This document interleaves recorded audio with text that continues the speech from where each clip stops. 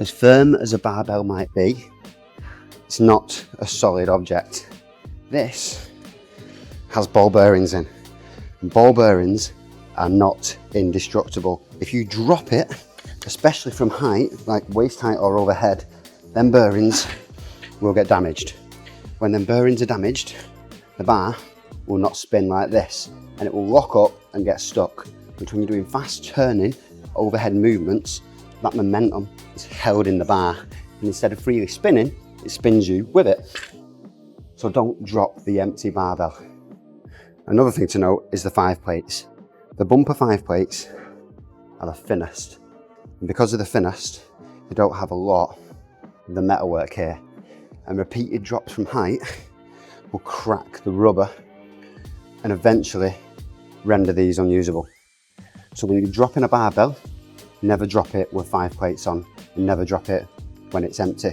You can only start dropping the barbell when you have a 10 or above, because a 10 is thick enough where that will not get damaged.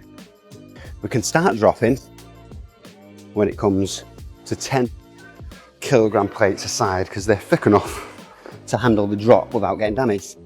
And the rubber takes the load of them bearings, so they won't be damaged. Clips. Always use clips when possible. It keeps everything safe. When the bar's overhead, the plates won't be loose and wobbling around. When you're dropping them, they will just wobble further and further afield. So make sure you put them clips on when you've got any weight on the bar. If your gym has a lifting platform, use that where possible. If not, you want to be dropping on these mats. You don't want to be dropping on any just plain wood floor.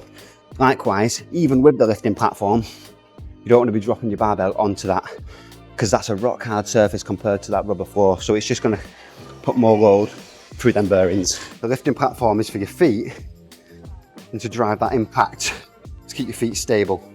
It's not for the plates. Right, before you do any lift, make sure the space around you is clear. Obviously you can see there's a barbell here. So first things first, get that moved. You do not want things in the way. When you're dropping a barbell, it is going to bounce. And depending on the type of plates and the type of flooring and the barbell, you might get something that stops dead like that, or it might bounce right back up. It can bounce anywhere up to mid-height. It can really bounce sometimes. So you want to make sure everything's clear, make sure nobody's immediately around you, and be prepared to bail backwards or forwards, depending on your lift and your mechanics. So, we've got 10s on, so we can bail this barbell. So see what I mean? It's all clean. You can back out. Nice bounce. Get the barbell safe. Nobody was injured. Space is clear. Another thing is bailing from overhead. So you could bail backwards and go. As you see, that did bounce onto the platform, but the first bounce was on the rubber, so we don't have to worry. Bailing safely is an extremely important part of lifting. In between lifts, always check that everything's tightened up, because these will loosen up after dropping them. Bailing from overhead forwards on a snatch.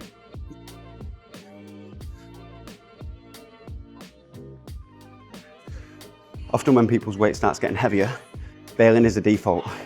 You can't always lower the bar whilst holding onto it. In fact, it can lead to you getting hurt. Sometimes it's genuinely safer to bail the bar.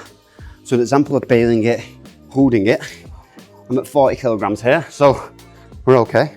We can go down, lower down, or sometimes you might go a little bit faster to do that.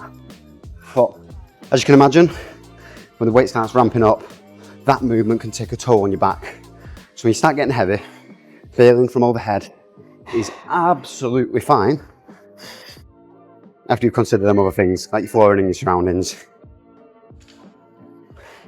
As this is a video about barbell etiquette, it goes without saying, when you're finished, tidy up.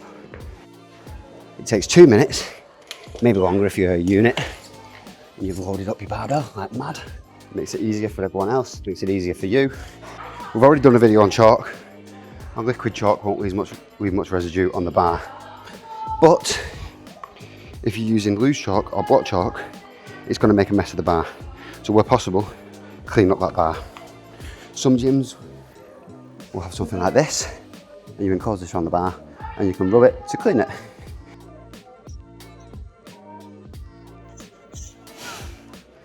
That barbell will be spotless once that's done. It goes without saying, wherever the barbell was, when you're finished, that's where you're going to put it back.